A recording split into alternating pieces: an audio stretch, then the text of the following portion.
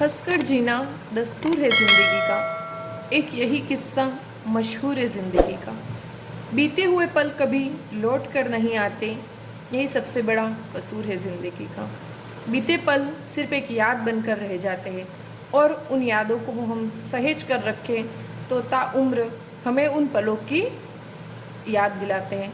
लेकिन संचार के माध्यमों के विकास के साथ साथ अब उन यादों को सहेजना भले हमारे लिए आसान हो गया है, लेकिन फिर भी उन यादों का इतना महत्व नहीं रह गया कि हम उन्हें सहेजें जितना कि उस ज़माने में उन यादों को सहेजने का महत्व था, जब सिर्फ चिट्ठियों के माध्यम से ही विचारों का आदान प्रदान किया जाता था।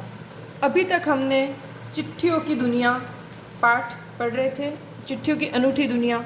इस पाठ में लेखक अरविंद कुमार सिंह ने चिट्ठियों के विभिन्न भाषाओं में विभिन्न नाम हमें बताए और इन चिट्ठियों या पत्रों का जो महत्व है और इस महत्व को हमेशा बरकरार रखने के लिए विश्व डाक संघ एवं भारत में भी स्कूली पाठ्यक्रमों में पत्र लेखन का विषय जोड़ करके जो सराहनीय प्रयास किया गया उसका वर्णन मिला है।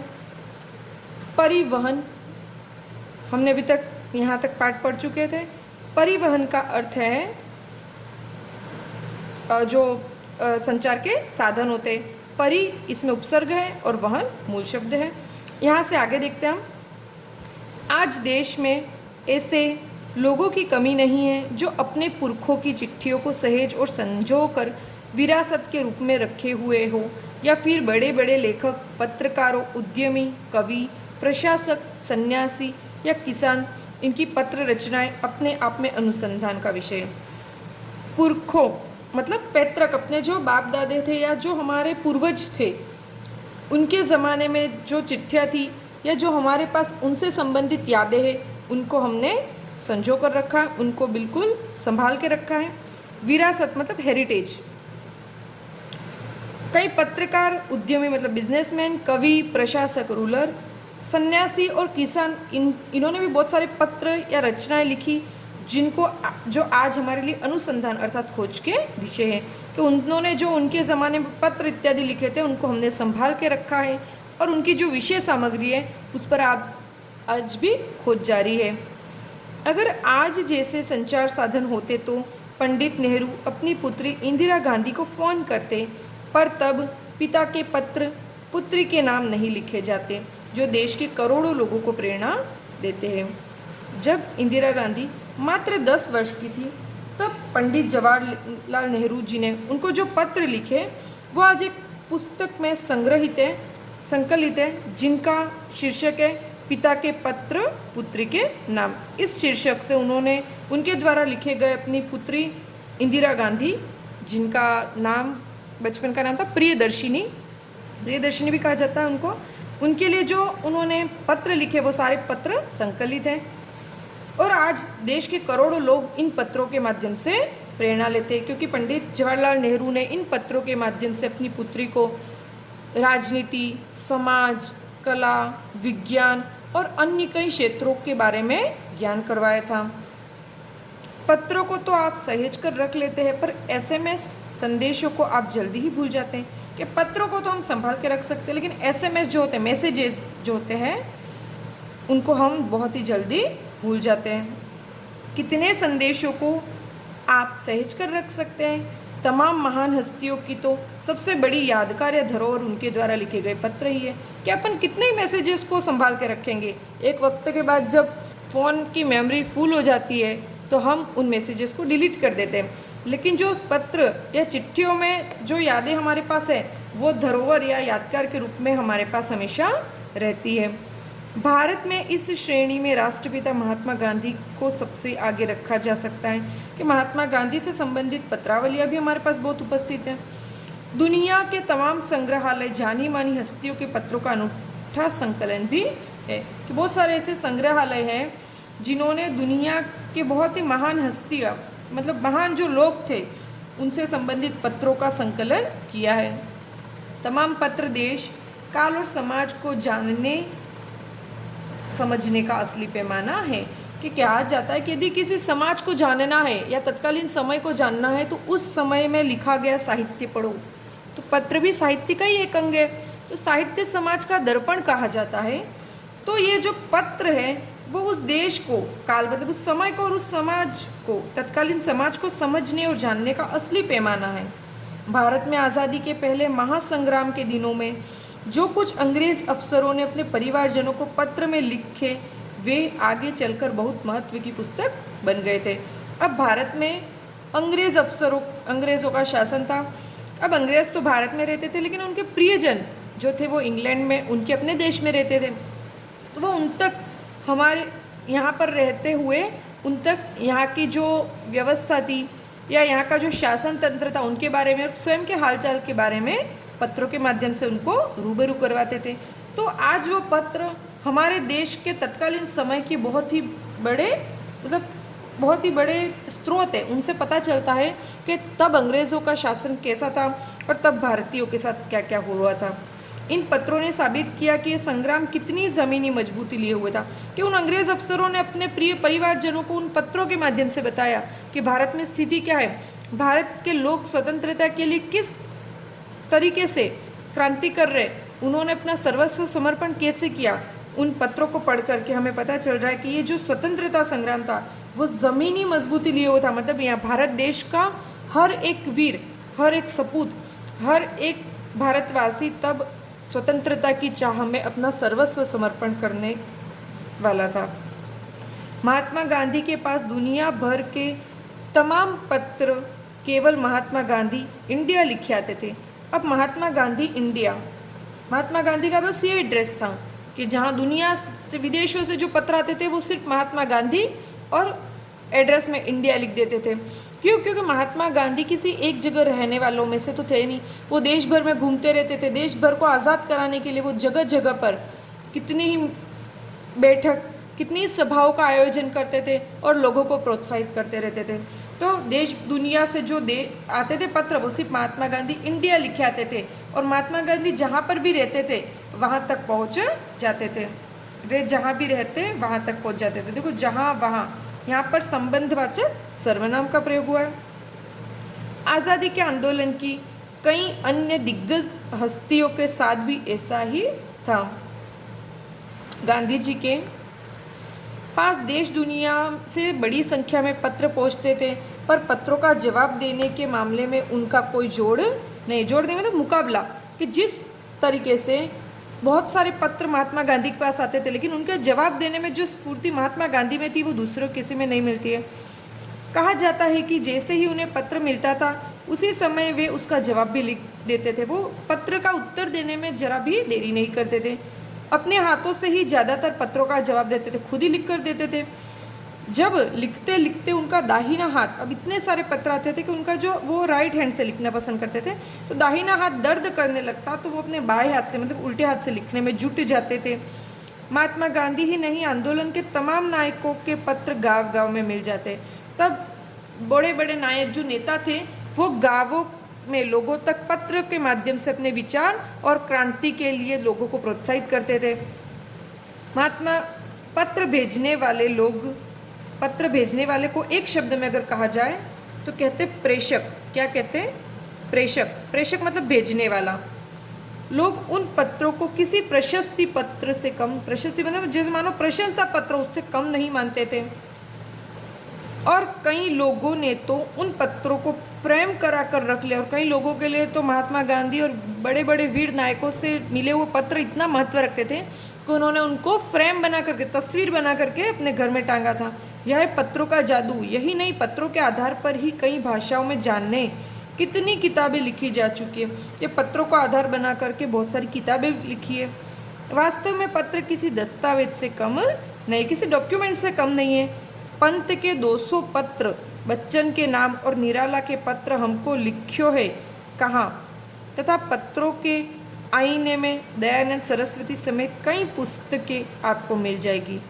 कि सुमित्रानंदन पंत जी ने जो बच्चन साहब को, हरिवंश राय बच्चन जी के लिए पत्र लिखे थे, 200 पत्र बच्चन के नाम, ठीक है, इस शीर्षक से, और निराला के पत्र हमको लिख्यो है, निराला जी के पत्र हमको लिख्यो है कहाँ, तथा पत्रों के आईने में दयानंद सरस्वती इत्यादि जो पुस्तकें वो रचना साहित्य में लिखी गई, जो कि पत्रों के महत्व को उजागर करती है। कहा जाता है कि प्रेमचंद खास तौर पर नए लेखकों को बहुत प्रेरक जवाब देते थे तथा पत्रों के जवाब में वे बहुत मुस्तैद रहते थे, मतलब तत्पर रहते थे। कि प्रेमचंद जी, मुंशी प्रेमचंद जी हिंदी साहित्य में उपन्यास सम्राट भी कहे जाते हैं। उनको बहुत सारे लोग उनके उपन्यास, उनकी रचनाएं, उनकी कहानियाँ, कथा पढ़ करके पत्र लिखते थे, तो वो उन पत्रों का बहुत ही प्रेरक जवाब देते थे, मतलब तुरंत ही उनका बहुत ही अच्छे से जवाब देते थे। इसी प्रकार नेहरू और गांधी के लिखे गए रविंद्रनाथ टैगोर के पत्र भी बहुत प्रेरक है। महात्मा और कवि के नाम से महात्मा गांधी और रविंद्रनाथ टैगोर के बीच जो पत्र वार्ता हुई वो किस शीर्षक से है, मिलती है हमें महात्मा और कवि। सन 1915 से 1941 के बीच के पत्राचार का संग्रह प्रकाशित हुआ, जिसमें बहुत से नए तथ्यों और उनकी मनोदशा का लेखा जोखा मिलता है। कि महात्मा गांधी ने और रविंद्रनाथ टैगोर के बीच में पत्र के माध्यम से जो विचारों का आदान प्रदान हुआ वो हमें महात्मा और कवि शीर्षक से प्राप्त होता है। एक पुस्तक के रूप में आज महात्मा और कवि शीर्षक से आपको प्राप्त हो जाएगा। और ये जो पत्र थे वो सन 1915 से लेकर 1941, आप देख सकते हैं बहुत लंबे समय तक इनके बीच में पत्रों के माध्यम से वार्तालाप हुआ था, और ये आज भी संग्रह में प्रकाशित हुआ है, जिसमें बहुत से नए तथ्य और उनकी मनोदशा का लेखा जोखा हमको मिलता है। पत्र व्यवहार की परंपरा भारत में बहुत पुरानी है, पर इसका असली विकास आज़ादी के बाद ही हुआ। कि आज़ादी के पहले से भारत में पत्र लिखे जाते थे और भेजे जाते थे, लेकिन इसका असली जो विकास हुआ वो आज़ादी के बाद हुआ। तमाम सरकारी विभागों की तुलना में सबसे ज़्यादा गुडविल डाक विभाग की ही है। ये बहुत सारे विभाग है सरकारी विकास, लेकिन सबसे ज़्यादा जो महत्व किसका है, डाक विभाग का है। इसकी एक खास वजह यह भी है कि यह लोगों को जोड़ने का काम करता है। डाक विभाग का महत्व क्यों है? क्योंकि लोगों को जोड़ने का काम करता है, घर घर तक इसकी पहुँच है। संचार के तमाम उन्नत का विलोम होगा आपके अवनत, उन्नति अवनति है ना। उन्नत मतलब ऊपर की ओर उठना, बढ़ना, आगे। उन्नत साधनों के बाद भी चिट्ठी पत्री की हैसियत बरकरार है। उनका जो महत्व है वो आज भी वैसा ही है। शहरी इलाकों में आलीशान हवेलियाँ हो या फिर झोपड़पट्टियों में रह रहे लोग, दुर्गम मतलब जहाँ पर पहुँचा नहीं जा सके, दुर्गम जहाँ पहुँचने में कठिनाई हो, और इसका विलोम होता है सुगम, अर्थात जहाँ पर पहुँचना आसान हो। दुर्गम का विलोम सुगम, उन्नत का विलोम अवनत। दुर्गम जंगलों से घिरे गांव हो या फिर बर्फबारी के बीच जी रहे पहाड़ों के लोग, समुद्र तट पर रह रहे मछुआरे हो या फिर रेगिस्तान की ढाणियों में रह रहे लोग, आज भी खतों का ही सबसे अधिक बेसब्री से इंतज़ार होता है। कि दुनिया कितनी भी आगे बढ़ गई है, कितना ही आगे संचार के साधनों का विकास हुआ है, लेकिन आज भी बहुत सारे जगह ऐसे हैं जहाँ पर संचार का एकमात्र साधन चिट्ठी पत्र है, और लोग बेसब्री से अपने पत्रों का, अपनी चिट्ठियों का इंतज़ार करते हैं।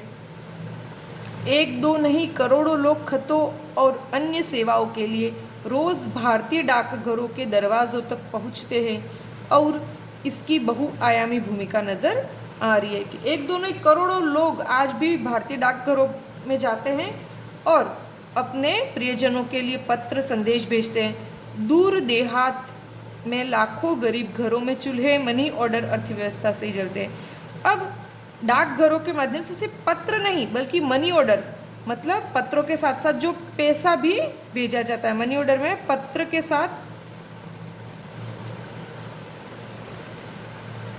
पैसा भी एक जगह से दूसरी जगह भेजने, और इन पत्रों के मनी ऑर्डर के माध्यम से ही लोग अपने प्रियजनों को पैसा पहुंचाते थे, और उसके माध्यम से उनका घर का गुजारा चलता था। गांवों या गरीब बस्तियों में चिट्ठी या मनी ऑर्डर लेकर पहुंचने वाला डाकिया देवदूत के रूप में जाना जाता। देवदूत मतलब भगवान का भेजा हुआ कोई दूत हो, या कह सकते हैं एंजल हो, वैसा डाकिये का महत्व है। कि बहुत सारे गाँवों में आज भी डाकिये का उतना ही महत्व है। भेजने वाला जो होता है उसको कहते हैं प्रेषक, पत्र भेजने वाला, और एक शब्द आता है प्रेषित, मतलब जिसको पत्र भेजा गया है। ठीक है, तो हमने पढ़ा पत्रों के बारे में, चिट्ठियों की अनूठी दुनिया। इसमें लेखक ने बताया कि भले संचार के साधनों का विकास हो गया है, दुनिया विज्ञान के क्षेत्र में आज इतनी आगे बढ़ गई कि हम सेकंड्स में अपने प्रियजनों को वीडियो कॉल के माध्यम से, टेक्स्ट के माध्यम से, वॉइस कॉल के माध्यम से उनका हालचाल दुनिया के किसी भी कोने में बैठे बैठे पूछ सकते हैं। लेकिन पत्रों का अपना एक विशेष महत्व है। जो संतोष पत्र के माध्यम से प्राप्त होता था वो इन आधुनिक संचार के साधनों के माध्यम से हमें प्राप्त नहीं होता। पत्रों को हम सहेज करके उनकी याद के रूप में आज भी रख सकते हैं, और व्हाट्सएप इत्यादि के जो मैसेजेस होते हैं उनको एक वक्त के बाद हम डिलीट कर देते हैं। उन मैसेजेस का, उनमें भरे गए भावों का उतना आज महत्व नहीं है जितना कि महीनों तक किसी का इंतज़ार करने के बाद मिले हुए शुभ समाचार, एक चिट्ठी का जो महत्व होता है। आपने भी अगर आज तक अपने किसी प्रियजन को, किसी मित्र को, किसी बड़े भाई बहन या अपने किसी दूरस्थ प्रिय को पत्र नहीं लिखा है, तो आज का गृह कार्य यही है कि आप एक पत्र के माध्यम से अपने विचार, क्या आप इस कोरोना काल में किस तरीके से घर में रह रहे हैं और आपकी क्या दैनिक जीवनचर्या है, उसके बारे में एक पत्र के माध्यम से अपने किसी प्रियजन को बताइए, और हमें भी अपने जो अनुभव है वो हमसे शेयर कीजिए। बस इसी के साथ आज का ये जो पत्र के संबंधी पाठ था, निबंध था, चिट्ठियों की दुनिया, वो यहाँ समाप्त होता है। आशा करती हूँ कि आपको इस निबंध के माध्यम से पत्रों का, चिट्ठियों का महत्व समझ में आया होगा, और आप भी अपने किसी प्रियजन को पत्र लिख करके उस संतोष को प्राप्त करेंगे। बहुत बहुत धन्यवाद। इसी के साथ मैं आशा करती हूँ कि आपका आज का दिन मंगलमय हो। धन्यवाद।